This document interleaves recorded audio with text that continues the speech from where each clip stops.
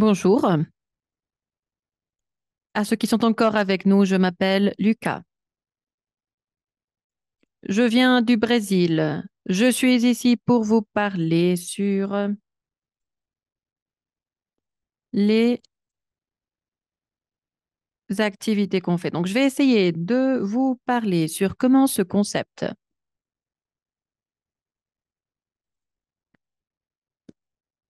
a été donc très présent, le concept de la bioéconomie circulaire. On a beaucoup parlé donc sur la partie circulaire, sur la bioéconomie, mais maintenant nous allons spécifier un petit peu plus ce concept. Pour pouvoir faire ça,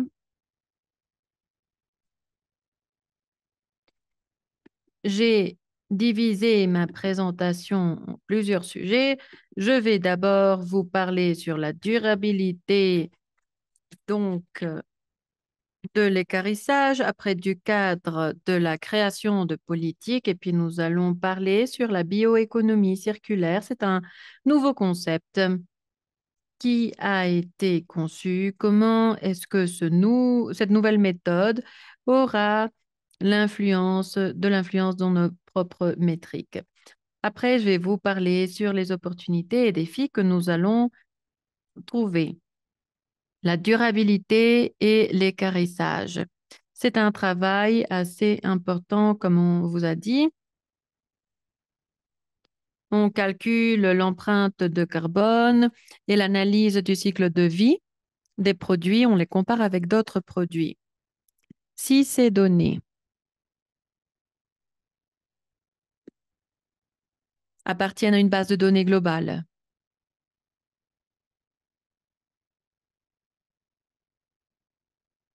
alors quel est le nom, Charles, de tout ça? Ah oui, oui, merci beaucoup. Oui, on peut comparer ça avec d'autres joueurs afin de pouvoir faire cette comparaison. Nous avons la meilleure base de données de l'analyse de cycle de données.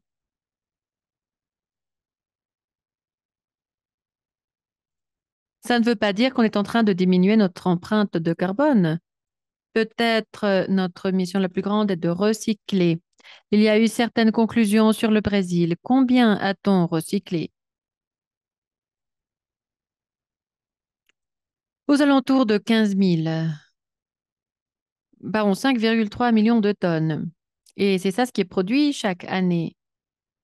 On peut parler d'1,9 million de tonnes de protéines pures et de 32,4 000, pardon, milliards de kilocalories par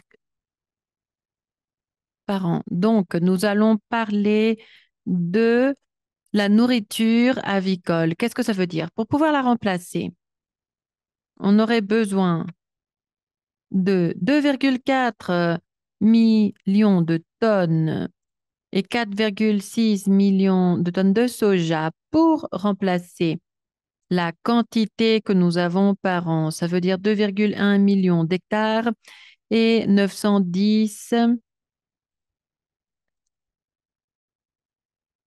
000 tonnes de NPK. Nous sommes en train de réduire ces chiffres. Ça veut dire que nous sommes en train de faire des économies. Ce n'est pas une affaire très bien connue. Nous évitons les sites d'enfouissement.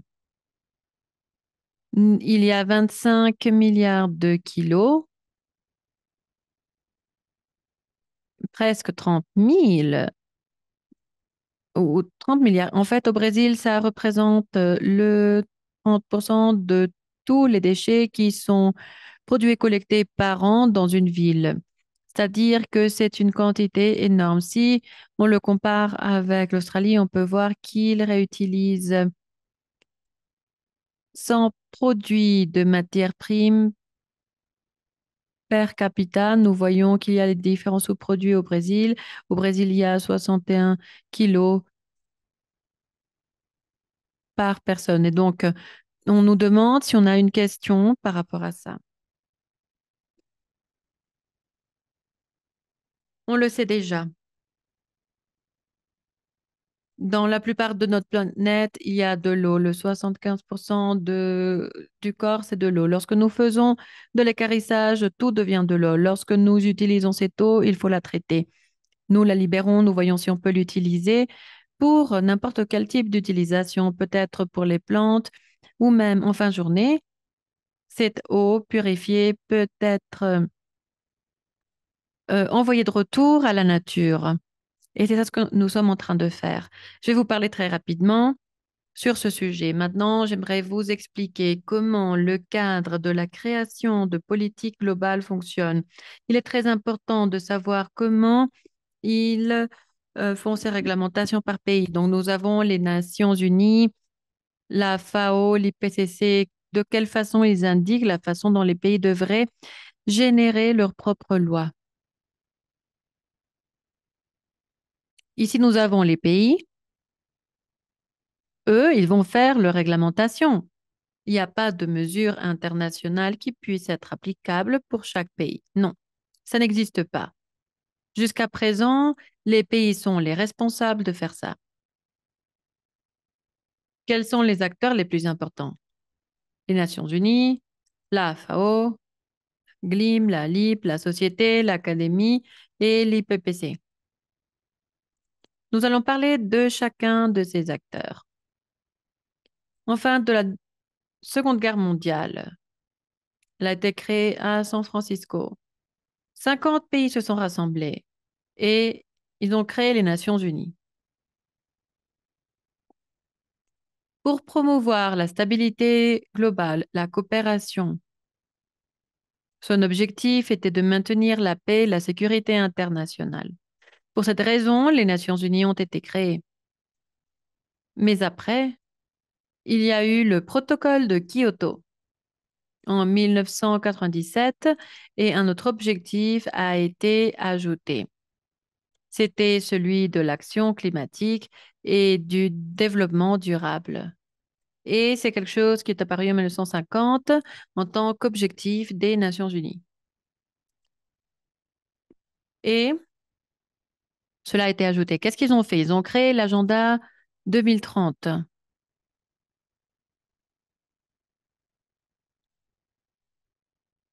Si vous ne savez pas quels sont les objectifs de développement durable, vous pouvez faire attention maintenant.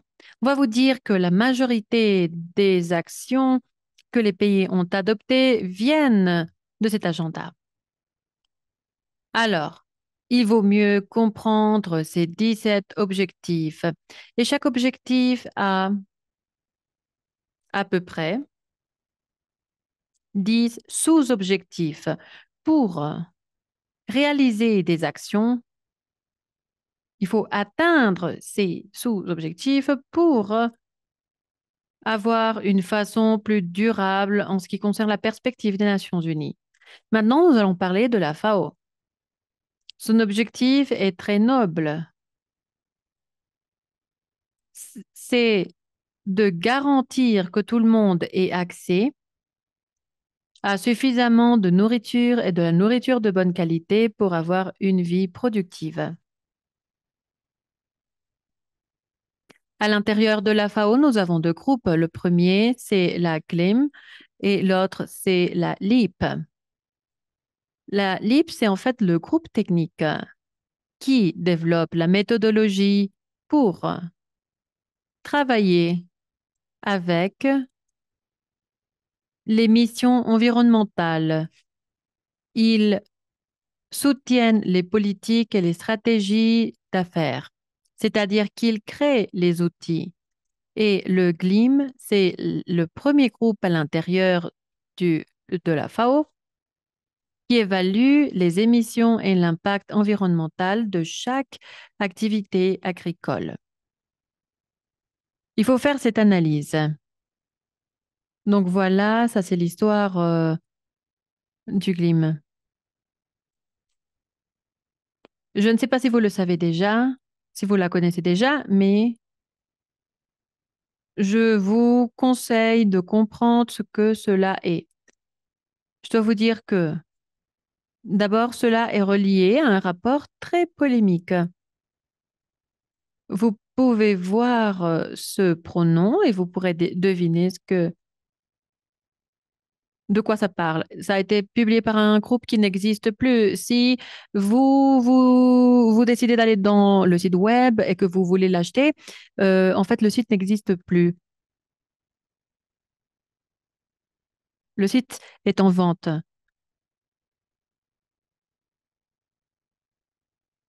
C'est un livre qui a été très critiqué, surtout pour la partie des ruminants. Tout le monde disait qu'en fait, les ruminants allaient réchauffer la planète. Et tout cela vient de ce rapport. Il faut comprendre ce qui s'est passé. Et la FDA a commencé à travailler pour créer un nouveau groupe appelé GLIM. En 2010, ils ont lancé le premier rapport en 2013. Ils se sont rendus compte qu'on ne sait pas comment évaluer tout ça.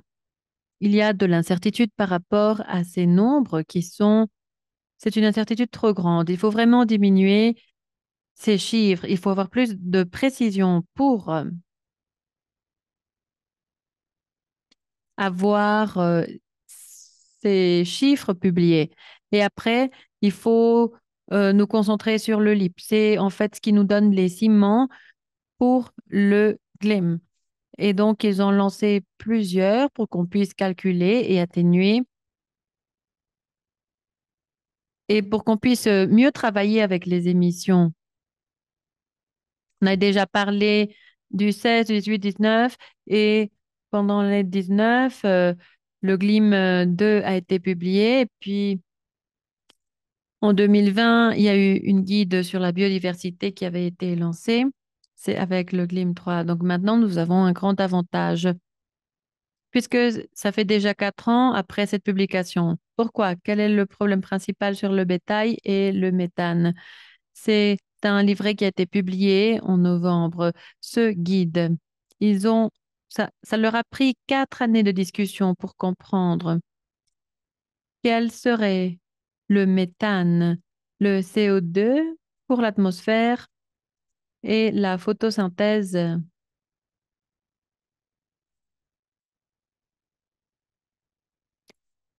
On peut voir si cela peut être utilisé comme énergie pour le bétail ou est-ce que le méthane va se diriger vers l'atmosphère avec 20 ans.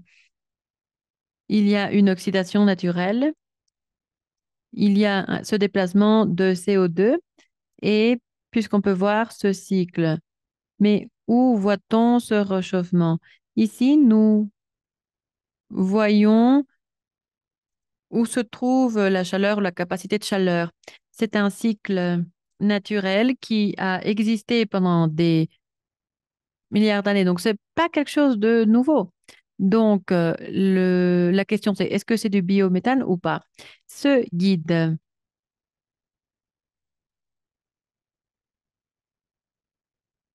peut en premier lieu changer. On va dire d'accord, si le bétail est si mauvais pour le changement climatique, mais non, il faut comprendre que nous avons l'IPCC. C'est le panel intergouvernemental sur le changement climatique. C'est une entité qui est née en 1988, qui évalue le changement climatique. Il ne réalise aucun type de recherche interne, mais il y a des scientifiques, l'académie et la société qui sont rassemblés et qui guident la création de politiques pour avoir accès et que les gouvernements puissent créer leurs propres politiques. Et c'est ça. Ils ont aussi lancé des guides sur le changement climatique. Donc les pays, oui, les pays ont leur propre politique.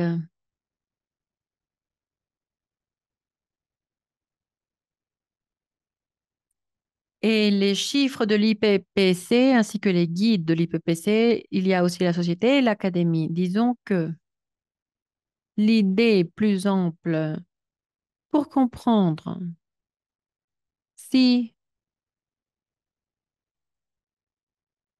Il y a une pression très forte sur les politiciens. Si l'Académie n'est pas présente, si elle ne défend pas la science, qui va gagner? Ça fait partie de ce jeu. L'Académie doit être active pour défendre la véritable science. Pour que vous vous fassiez une idée, pourquoi est-ce que cela est si important de comprendre et d'être au jour avec ce qui se passe ou pas? Ici, nous avons des chiffres. On peut comparer le cycle de vie. Ici, nous avons les émissions. À côté du rapport de 2006, et ici, nous avons le dernier rapport de l'IPPC. Nous avons eu le 14% d'émissions globales. Nous avons 4,6, 5,7%. Mais ce n'est pas tout. Ce chiffre n'avait pas été inclus dans le nouveau rapport. Lorsque nous voyons ce rapport enfin le rapport sur le méthane, on peut voir cette partie-là sur le biométhane. On pense que cela ne pourrait pas mettre en danger le réchauffement global. Mais si nous voyons qu'il s'agit d'un méthane qui provient de la production de combustibles fossiles, il y a une situation qui est différente parce que lorsque il y a cette oxydation, nous voyons que le méthane va descendre vers l'atmosphère, mais ce n'est pas le cas du méthane. J'ai apporté cette information.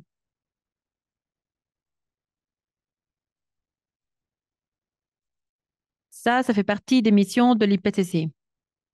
Nous voyons l'industrie. Et après, nous avons ces émissions de raffinement du pétrole, 7,1, 6,5, qui vient de la construction de maisons pour avoir des systèmes de refroidissement dans ces maisons. En fait, il y aura des conséquences beaucoup plus grandes que lorsqu'on essaie de donner une bonne vie à notre bétail. Après, nous voyons les différents pourcentages qui viennent par exemple des avions, des banques, etc. Et après, on voit l'utilisation du sol, le, la réforestation, la déforestation des terres, le changement du sol. Et il y a d'autres types d'agriculture. Par exemple, si nous prenons en compte cette première partie du rapport, on pourrait la représenter dans 8,3 gigatonnes, c'est-à-dire que ça serait le deuxième le plus grand et ça représenterait le numéro 2 en émissions, mais ce n'est pas le cas. Je me demande si cette pression que nous avons en ce moment est la même.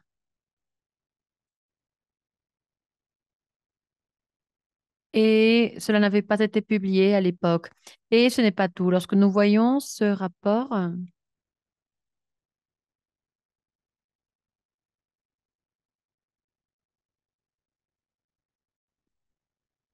dans l'industrie et vers le transport, on voit qu'il y a une très bonne confiance lorsque nous voyons les changements dans l'utilisation du sol. Il y a une faible confiance et lorsque nous voyons l'agriculture, nous voyons qu'il y a une confiance moyenne. Nous voyons qu'elle représente 0,5. Nous pouvons avoir 1,5, 1,7. Quel sera le chiffre? Et nous pouvons le vérifier. Il y a plein d'incertitudes encore. Mais je suis ici pour vous parler de la bioéconomie biocirculaire. Comment peut-on emmener et construire ce concept qui, jusqu'à présent, il n'y a pas de pays qui ait n'importe quel type de relation sur l'économie biodiversité, pardon, circulaire. Et donc, quel est ce concept? je cite le manuel qui n'a pas encore été publié. On avait dit qu'il serait publié peut-être en décembre ou novembre à peu près, sinon en février ou mars. Et donc voilà, comme ça on s'en suit avec les délais. Mais bon, je n'ai pas la version finale ni complète de ce manuel. Je suis désolée, mais c'est ça ce qu'on a pour l'instant. Lorsque nous lisons la partie publique qui nous a été donnée pour la regarder, on a lu chaque lettre. En fait, on voit qu'il y a un rôle très important dans l'économie circulaire, ainsi que pour les produits qui ne peuvent pas être consommés par les humains, mais qui peuvent devenir des produits avec une valeur euh, de nutrition très élevée. Donc, lorsqu'on parle de bioéconomie, qu'est-ce qu'on veut dire? Et c'est exactement ce qui se trouve dans le manuel. C'est l'utilisation de la biomasse pour les aliments. Si nous voyons cette économie qui n'est pas circulaire complètement, si on avait un aliment circulaire, on pourrait voir différents produits et de la matière première.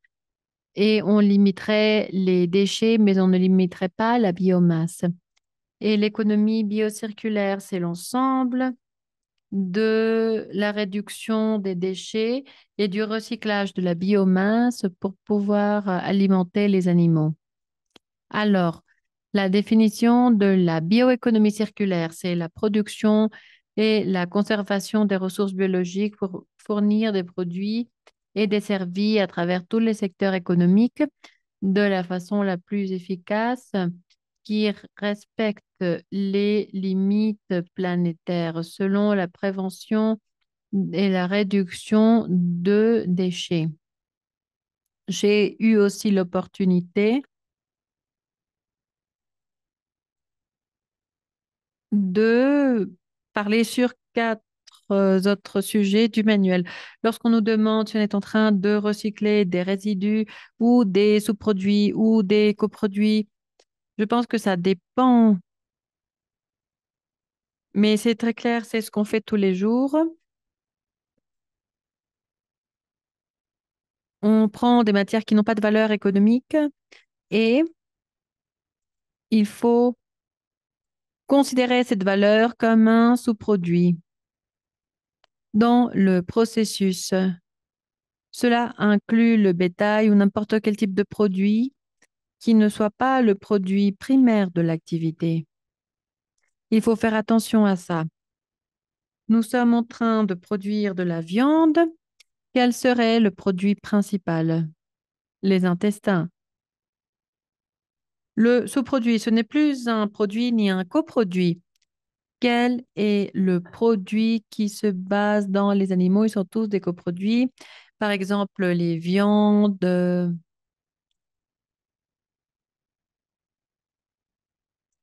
ou les différents poissons ou porcs. Quel serait le sous-produit? Ça dépend des produits que vous vendez. Dans le manuel, nous pouvons voir cet organigramme.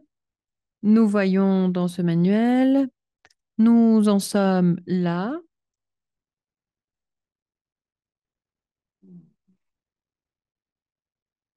Dans, nous pouvons par exemple utiliser une plume ou la peau qui va venir de l'abattoir et on va la diriger vers un autre abattoir, vers une autre installation. Et donc, c'est ça ce que nous avons. C'est un sous-produit qui va devenir un produit d'équarrissage. Donc, si on collecte un résidu d'un abattoir ou d'une autre industrie, alors c'est un résidu, évidemment. Ça dépend de l'origine de la matière première. Ici, nous avons ça, c'est ça ce qu'on fait. C'est la partie circulaire, ça va redevenir à l'animal. Si cela ne revenait pas à l'animal, alors ça ne serait pas une économie circulaire. C'est une bioéconomie, mais ce n'est pas un concept complet, celui de l'économie circulaire, puisqu'en fait, personne ne l'a réutilisé, personne ne l'a utilisé. Si je vends du biodiesel, on voit que c'est quelque chose qui est faible en carbone.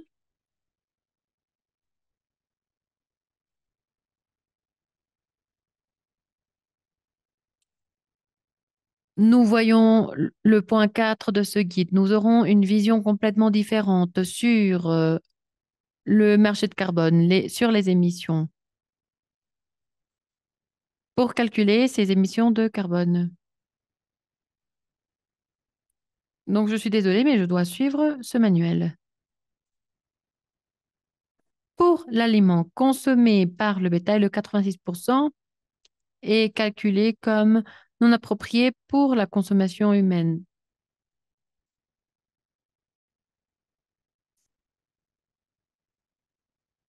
Donc, si nous sommes en train d'élever du bétail, il n'y aura pas de la compétition, il y a plein de terres où le bétail est élevé n'est pas approprié pour avoir une récolte. Peut-être il y a des circonstances qui pourront nous en empêcher ça. S'il n'y a pas de l'eau, si c'est une zone semi-aride, on ne peut pas contrôler cet endroit. Alors, ce ne sera pas durable. Si, c'est durable parce qu'on n'est pas en compétition avec la nourriture. Nous sommes en train de la produire. Et maintenant, nous avons un paradigme circulaire pour la dynamique sur ces compétitions à cause de la nourriture qui est réduite. Nous parlons de flux de l'industrie. Et ici, nous avons cette idée de promouvoir la circularité. Si la distribution devrait être basée dans la communauté pour la consommation humaine. Il faudrait voir si l'huile est seulement consommée par l'être humain, le 100% sera un impact environnemental. Mais qu'est-ce qui est dit? On nous dit qu'en fait, on plante des graines de tournesol. Très bien. Personne n'aura des plantations de tournesol à cause de la demande de farine de tournesol. On va simplement les planter s'il y avait un certain type de demande de tournesol. Mais maintenant, personne ne va produire ça à cause de la demande de plumes. Si la distribution est très économique, le 88% sera dirigé vers l'huile et l'autre pourcentage va représenter ce concept de la distribution circulaire qui surgira selon l'utilisation du produit et la distribution serait égale à zéro. Quelle est l'utilisation de ce produit? Vont nous demander ceux qui vont changer d'une analyse du cycle de vie vers une analyse de cycle de vie par conséquence. C'est une façon qui est beaucoup plus proche à notre réalité. C'est beaucoup plus près à cette réalité. Donc là, je vous parle de l'équarrissage, je parle de la nourriture des animaux comme une industrie qui est complète. Et pourquoi? Eh bien, parce que l'analyse du cycle de vie est linéaire.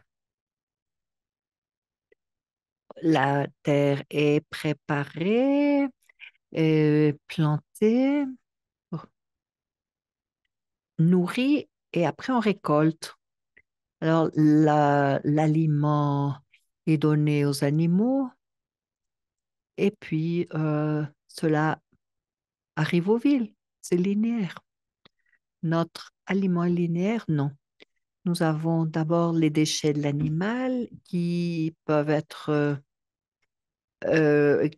servir à l'alimentation d'autres animaux ou bien au sol pour nourrir les sols et puis les enrichir. Et après, par exemple, le pain. Le pain ne va pas être consommé par l'animal, mais les humains, donc il faut produire le pain. Et cette circularité ne se trouve pas dans l'analyse du cycle de vie, mais plutôt l'analyse du cycle de vie conséquentiel qui est tout à fait différent. Il faut tenir compte des circularités ou même euh, réfléchir à ce qui se passe si ce mode d'utilisation change à un autre mode d'utilisation. Et, et que nous indique ce compte rendu? Quand est-ce qu'on compare le CLCA avec le LCA? Alors, on peut l'utiliser pour la consommation humaine et la reconception du système alimentaire. Si cette situation, si on a les résultats de LSA qui ne sont plus valables, c'est pas moi qui le dis, c'est la FAO. Le CLCA peut mieux évaluer l'impact du secteur, et les changements dans le système général de l'alimentation. Et évidemment, en dernier, on aura l'information nécessaire pour changer le statu quo qui ne cesse de changer. Alors, on veut réduire l'empreinte carbone. Alors, tout le monde produit du lait.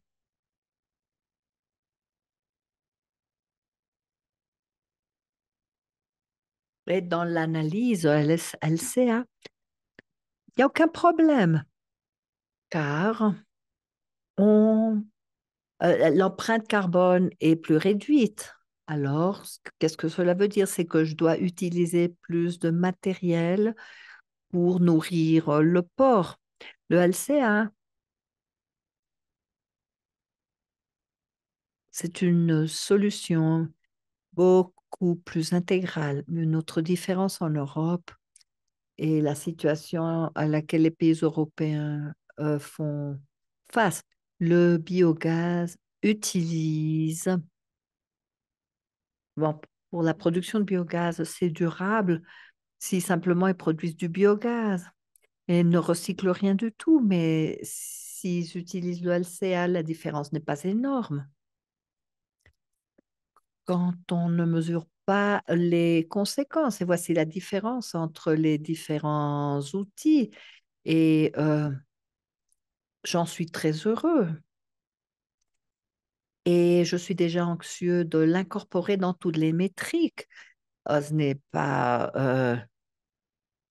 un processus simple à gérer, mais c'est bien plus réaliste et bien plus adéquat, car si on adapte le CLCA, cela peut changer la distribution du carbone dans tous les ingrédients des aliments et qui soit classifié et pas consacré à la consommation humaine. Alors, les farines, les graisses, les farines de protéines, les graisses d'équarrissage, bon, voici, ils sont durables et une source durable pour les cosmétiques. Et dans le conséquentiel, quand on utilise nos produits, bon, cela a un intérêt. Bon, les opportunités, les défis, comme je l'ai déjà dit, oui, c'est de manuel nous offre des opportunités pour notre système